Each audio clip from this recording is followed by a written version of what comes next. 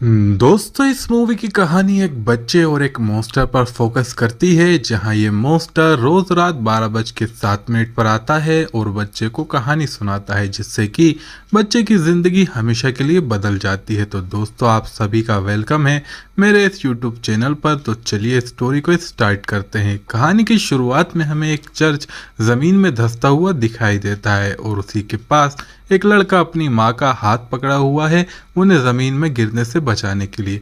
पर वह अपनी माँ को बचा नहीं पाता कि तभी उसकी आंख खुलती है और वह इस खतरनाक सपने को देखकर बहुत डर जाता है और देखता है कि घड़ी में हर रोज की ही तरह आज भी 12:07 हो रहा है। सुबह कॉर्नर उठता है और स्कूल के लिए तैयार होता है और अपने लिए ब्रेकफास्ट बनाता है, क्योंकि उसकी माँ को कैंसर है, जिसकी वजह से वह बहुत ज़्यादा बीमार रहती है और अब कॉर्नर को अपने ज़्यादातर काम खुद ही करने पड़ते हैं। जिसके बाद वे स्कूल जाता है, जहां हैरी नाम का एक लड़का उसे परेशान करता है। जिसके बाद हमें कॉर्नर अपनी माँ के साथ टीवी देखते हुए दिखाया जाता है। इसके बाद कॉर्नर अपने कमरे में जाता है और रात में ठीक 12:07 पर तेज हवाएं चलने लगती हैं। कॉर्नर अपनी खिड़की से बाहर की तरफ देखता है, जहां चर्च के पास वाला पेड़ जो कॉर्नर को सपने में दिखता है, देखते ही देखते एक खतरनाक मॉन्स्टर में बदल जाता है और कॉर्नर को पकड़कर उसके कमरे से बाहर निकाल लेता है। जिसके बाद मॉन्स्टर कॉर्नर को कहता है कि मैं रोज तुम्हारे पास आऊंगा और तुम्हें 3 अलग अलग कहानियां सुनाऊंगा और चौथी कहानी तुम मुझे सुनाओगे। जिस पर कॉर्नर कहता है कि पर मुझे कहानियां नहीं आती।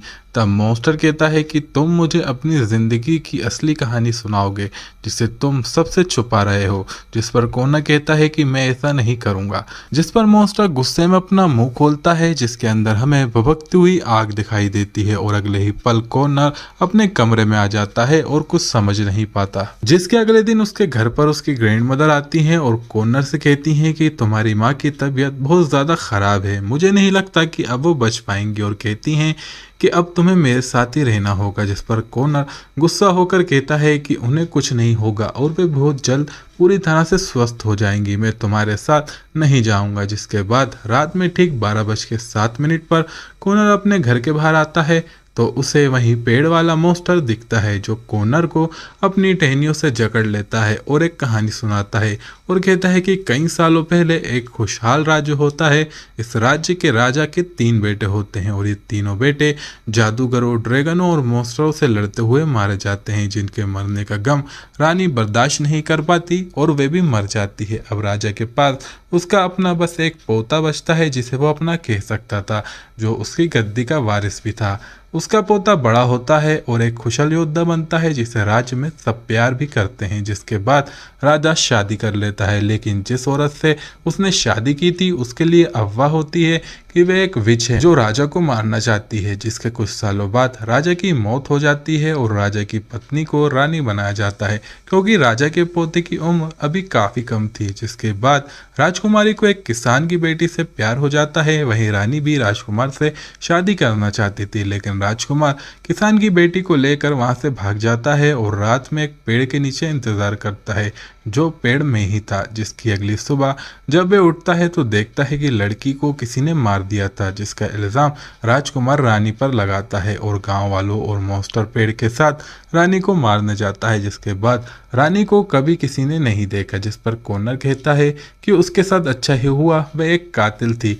जिस पर मॉन्स्टर कहता है कि मैंने कब कहा कि रानी मर गई थी, मैं रानी को ले गया था और उसे एक ऐसी जगह छोड़ आया था जहां पर वे अपना एक नया जीवन जी सके। जिस पर कॉर्नर कहता है कि तुमने एक कातिल का साथ क्यों दिया। जिस पर मॉन्स्टर कहता है कि मैंने तुमसे ये नहीं कहा कि रानी ने किसान की बेटी को मारा था, दरअसल राजकुमार ने खुद किसान की बेटी को मारा था और लड़की की मौत का इल्जाम वो रानी पर लगा देता है और साथ में बताता है कि रानी कभी भी एक विच भी नहीं थी, राजा की मौत बूढ़े होने की वजह से हुई थी, रानी ने उसे नहीं मारा था। जिस पर कॉर्नर कहता है कि ये तो एक बेकार कहानी थी, आखिर इसका मतलब ही क्या निकला। जिस पर पेड़ कहता है कि ये एक सच्ची कहानी थी, जिसमें राजकुमार ने बहुत अच्छे से शासन किया, कभी किसी के साथ कुछ गलत नहीं किया। जिस पर कॉर्नर कहता है कि तो फिर इस कहानी में कौन अच्छा था और कौन बुरा। जिस पर मॉन्स्टर कहता है कि कोई भी पूरी तरह से अच्छा नहीं होता और बुरा, लोग हमेशा अच्छाई और बुराई के बीच फंसे रहते हैं, जिस पर कॉर्नर मॉन्स्टर से कहता है कि तुम मुझे मेरी ग्रैंड मदर से कैसे बचा सकते हो।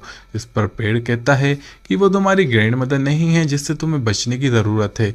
जिसके अगले दिन जब वे स्कूल से आता है तो उसकी माँ उसे बताती है कि उसे मेडिकल ट्रीटमेंट के लिए कुछ दिन हॉस्पिटल में रहना पड़ेगा और वे उसे अपनी ग्रैंड मदर के साथ रहने को कहती है, जहाँ पर जल्द ही उसे उसके फादर, जो अब उसके साथ नहीं रहते, अमेरिका से मिलने आएंगे। जिसके बाद कॉर्नर अपनी ग्रैंड मदर के पास रहने लगता है, जहाँ कुछ दिन बाद उसके पिता उससे मिलने आते हैं। जिसके साथ कॉर्नर शहर घूमता है और बहुत एंजॉय भी करता है, जहाँ वे अपने पिता से उनके साथ चलने को कहता है, जिस पर उसके पिता उसे अपने साथ ले जाने से मना कर देते हैं, ये कहते हुए कि वहाँ तुम्हारे लिए कोई सेपरेट रूम नहीं है, वैसे भी तुम्हारा घर, तुम्हारी लाइफ, सब कुछ यहीं पर है। और कॉर्नर को ग्रैंड मदर के पास वापस छोड़ देते हैं, जहाँ रात में वे अपनी ग्रैंड मदर के घर में रखी एक पुरानी और कीमती घड़ी के पास खड़ा रहता है, जहाँ वे मॉन्स्टर एक बार फिर आता है और कॉर्नर को दूसरी कहानी सुनाता है कि आज से 150 साल पहले जंगलों को काट कर बड़े बड़े शहर और फैक्ट्रियां बनाई जा रही थी। वहीं दूसरी ओर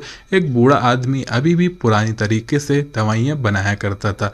वहीं शहर में एक पादरी था जो सबकी मदद करता था। बूढ़े आदमी के पुराने तरीके से दवाई बनाने पर लोगों को उसकी तरफ भड़काया करता था, जिससे लोगों ने उसकी दवाइयां खरीदना बंद कर दी, जिससे कि उस बूढ़े आदमी के मन में और कड़वाहट बढ़ जाती है। इसी शहर में एक पेड़ होता है जिससे कि बहुत सी बीमारियों का इलाज किया जा सकता है। ये पेड़ कोई और नहीं बल्कि मैं ही रहता हूँ, इसलिए बूढ़ा ये पेड़ काटना चाहता है, पर पादरी ऐसा करने से मना करता है। पादरी की 2 बेटियां भी थीं जिनसे वो बहुत प्यार करता था। कुछ दिन बाद उसकी दोनों बेटियां बीमार हो जाती हैं, जिस पर पादरी बूढ़े के पास मदद मांगने जाता है, पर वे बूढ़ा मना कर देता है। जिस पर पादरी कहता है कि मेरी बेटियों की मदद करो, मैं कभी भी तुम्हारे खिलाफ नहीं बोलूंगा, चाहे तो तुम उस पेड़ को भी काट दो दवाई बनाने के लिए। जिस पर बूढ़ा कहता है कि अब तक तुम्हें जिन चीज़ों पर विश्वास था, क्या वो सब तुम अब भूल जाओगे। जिस पर पादरी कहता है कि हाँ, मैं भूल जाऊंगा। जिस पर बूढ़ा कहता है कि अब मैं तुम्हारी मदद नहीं कर सकता और वहां से चला जाता है। जिसके अगले दिन पादरी की दोनों बेटियां मर जाती हैं। उसी रात को मैं जागा और मैंने पादरी के घर को तोड़ दिया। जिस पर कॉर्नर कहता है कि ये तुमने गलत किया, तुम्हें तो बूढ़े आदमी को सजा देनी चाहिए थी। जिस पर पेड़ कहता है कि नहीं, बूढ़ा आदमी लोगों की मदद करना चाहता था, जबकि पादरी को अपनी ही बातों पर विश्वास नहीं था। किसी भी बीमारी से लड़ने के लिए विश्वास का होना जरूरी है। विश्वास एक तरह का कवच है।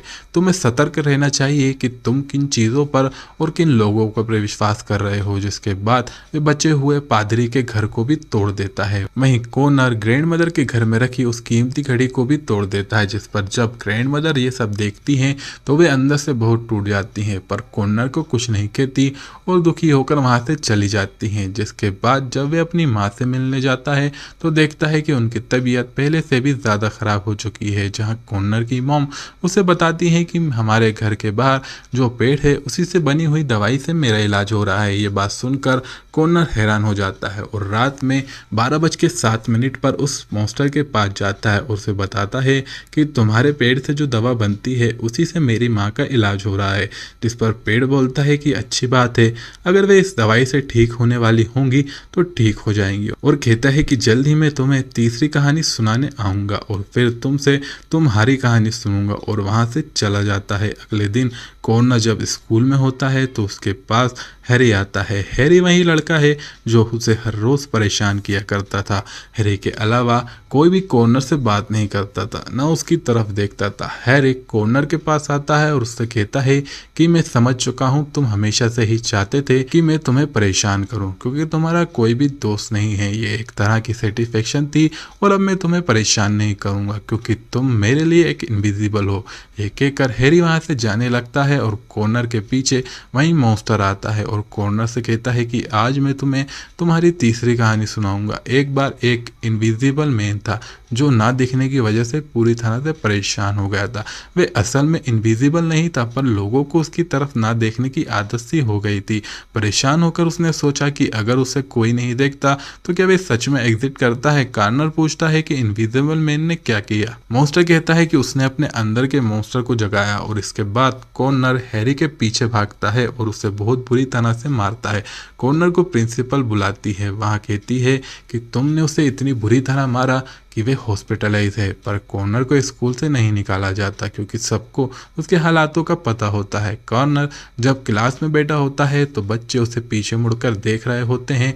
आज से पहले कभी भी कॉर्नर की तरफ कोई नहीं देखता था। इसके बाद कॉर्नर को उसकी ग्रैंड मदर हॉस्पिटल ले जाती हैं क्योंकि उसकी मॉम की तबीयत बहुत ज़्यादा ख़राब है। कॉर्नर की मॉम उसे बताती हैं कि उनका जो ट्रीटमेंट था वो पूरी तरह से फेल हो चुका है और अब वे बहुत ज़्यादा दिनों तक ज़िंदा नहीं रहेंगी। कॉर्नर पूछता है कि वो ट्रीटमेंट हमारे घर के पास वाले पेड़ की दवाइयों से चल रहा था।